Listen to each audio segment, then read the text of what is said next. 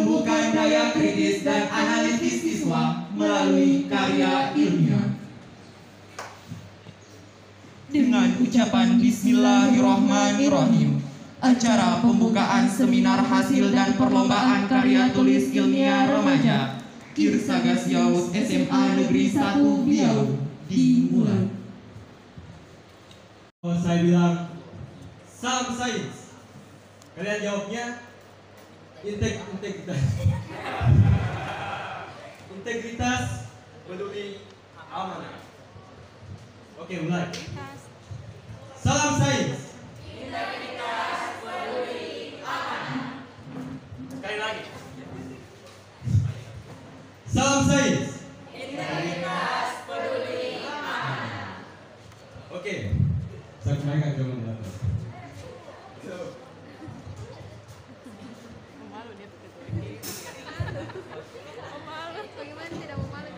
Acara selanjutnya adalah acara inti yang paling kita tunggu-tunggu, yaitu presentasi hasil karya ilmiah oleh kelompok-kelompok yang ikut serta pada kegiatan hari ini. Dan namun sebelum itu saya akan menyapa para guru tercinta dan peserta terlebih dahulu. Yang saya hormati pembina KIR SMA Negeri 1 Biau, yaitu Ibu Juniarti SPDM Tekim dan pembina pendamping MAN Biau. Yang kami hormati Ibu Dr. Anda Indriani Komping MPD selaku juri pertama, Bapak Samsudin Tonggil selaku juri kedua, dan Bapak Muhammad Rizky Fauzan selaku juri ketiga. Dan yang kami hormati guru-guru yang telah hadir pada kegiatan hari ini, serta hadirin peserta seminar yang saya sayangi. Saudara-saudara yang kami hormati, sebagai tercantum pada pengumuman seminar pada kesempatan hari ini akan membahas tentang menunjukkan daya kritis dan analisis siswa melalui karya ilmiah. Oleh karena itu, diharapkan kepada kita semua untuk dapat memperhatikan dengan sebaik-baiknya. Baiklah, sebelum kelompok-kelompok menyampaikan hasil karyanya, saya akan sampaikan beberapa ketentuan acara inti kita. Dan sodium tetraborat desihidrat. Selanjutnya formalin. Demikian pula dengan formalin. Bahan ini biasanya digunakan sebagai pengawet pada mayat, bahan tambahan kosmetik, perabot kayu, dan disinfektan kuat. Di sini juga ada contoh gambar formalin. Next. Selanjutnya adalah rumusan masalah. Yang pertama, mengapa boraks sangat berbahaya bagi kehidupan manusia? Kesehatan manusia. Kedua, apakah ada manfaat boraks yang berguna bagi kehidupan manusia? Yang terakhir, bagaimana cara mengetahui gejala terdampaknya efek penggunaan boraks pada makanan? Selanjutnya akan dipresentasikan oleh teman saya.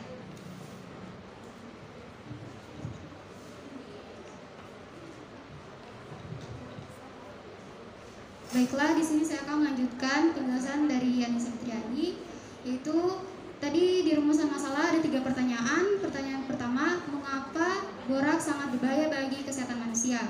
Karena bila tertelan boraks dalam dosis tinggi dapat meracuni sel-sel tubuh dan dapat merusak anggota tubuh seperti organ tubuh seperti ginjal, usus, hati, dan otak. Di pertanyaan kedua, apakah ada manfaat boraks bagi kehidupan manusia? Ya, ada. Manfaat boraks untuk keperluan rumah antara lain membersihkan toilet, dibuat cairan untuk pembersih serbaguna, membasmi serangga, dan mencegah adanya jamur di kamar mandi. Pertanyaan ketiga, bagaimana cara mengetahui gejala terdampaknya efek penggunaan boraks pada bahan makanan? Mengkonsumsi makanan yang mengandung boraks dapat menimbulkan gejala seperti mual, muntah, diare, lemas, nyeri perut, sakit kepala, kemerahan kulit, dan pingsan. Next, landasan teori. Boraks atau adalah nama ilmiahnya disebut sebagai sodium tetraborate desihidrat, merupakan bahan pengawet yang dikenal masyarakat awam untuk mengawetkan kayu, antiseptik kayu, dan mengontrol kecoa. Tampilan fisik boraks adalah berbentuk seperti serbuk kristal putih yang jika larut ke dalam air akan menjadi natrium hidroksida dan asam borat yaitu H3BO3.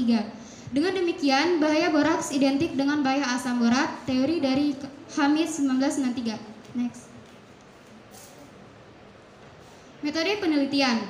Bahan yang digunakan terdiri dari bahan penguji dan bahan yang akan diuji. Bahan penguji terdiri dari kunyit dan tusuk gigi, sedangkan bahan yang akan diuji terdiri dari pentol, sosis, tahu, dan boraks.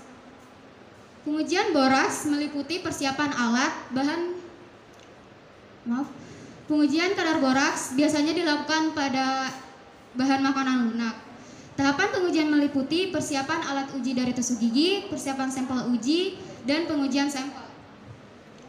Persiapan alat uji dari tusuk gigi dilakukan dengan pembuatan larutan kunyit diantaranya.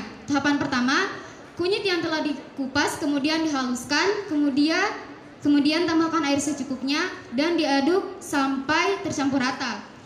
Tusuk gigi direndam dalam larutan kunyit selama 3 jam hingga warna tusuk gigi menjadi kuning cerah, karena semakin lama perendaman semakin baik. Selanjutnya tusuk gigi disimpan dalam tempat bersih. Next. Tahapan kedua yaitu persiapan sampel yang akan diuji. Pentol bakso, tahu dan sosis dibagi dalam tempat atau piring, yaitu piring A dan piring B. Di bagian piring B, pentol, bakso, tahu, dan sosis dalam piring B direndam larutan boraks selama 2 jam. Sedangkan piring A dibiarkan tanpa boraks.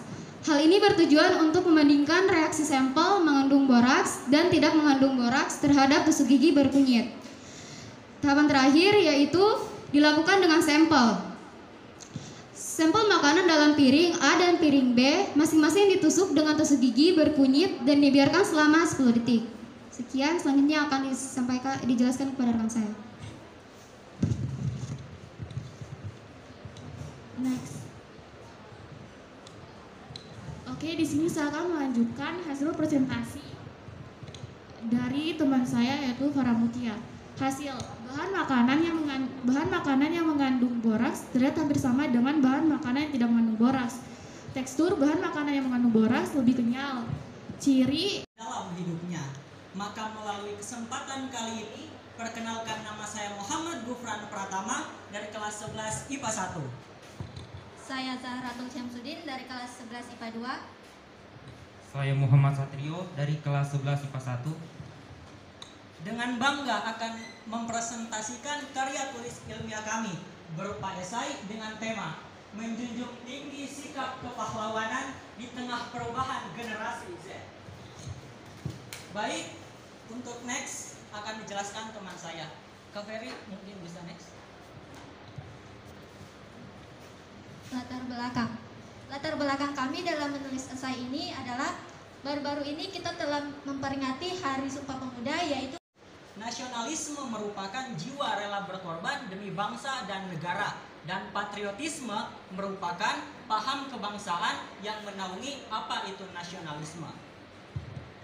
Indonesia merupakan negara dengan latar belakang yang berbeda-beda, entah itu berbeda budaya, suku, bahasa, dan agama. Perbedaan-perbedaan inilah yang menyebabkan Insinyur Soekarno padahal itu adalah sebuah fitnah yang memang itu adalah sebuah fitnah yang sengaja mereka buat agar wanita-wanita yang benar-benar bercadar yang disebut dengan wanita muslimah mendapatkan tuduhan yang tidak benar.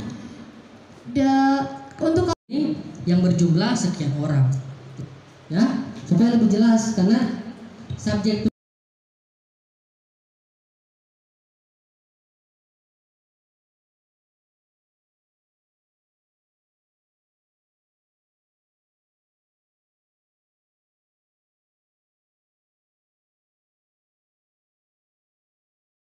pandemi dan epidemi ini tidak jauh berbeda, hanya berbeda pada cepat dan luas dari daerah penularan penyakit tersebut.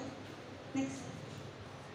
Metode penelitian yang kami gunakan pada karya ilmiah ini yaitu metode kualitatif dan studi literatur. Metode kualitatif dimaksudkan untuk mengkonstruksi realitas dan memahami Martinez ini berlaku bahwa betul subjek penelitiannya itu adalah 14 sampai 18 tahun. Bagaimana kalian membuktikan ini? Saya sebagai penikmat hasil penelitian kalian bahwa yang kita bicarakan ini hal yang betul, bahwa objeknya betul 14 sampai 18 tahun. Dengan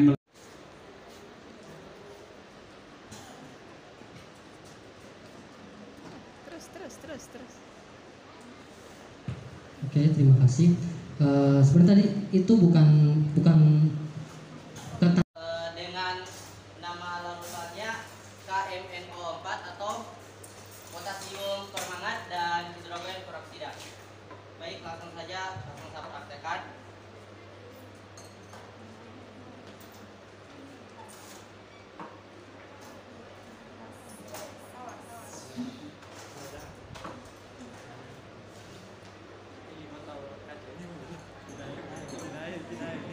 Oh, di sini bagus. Tengah.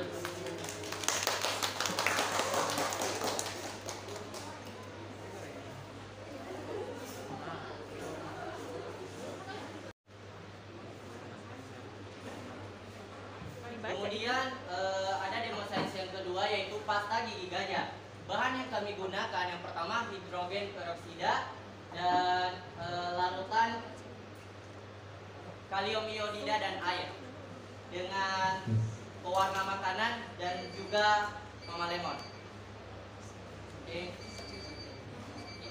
Pasta gigi gajah adalah substansi berbusa yang terbentuk dari proses dekomposisi hidrogen peroksida dengan menggunakan kalium iodida sebagai katalis.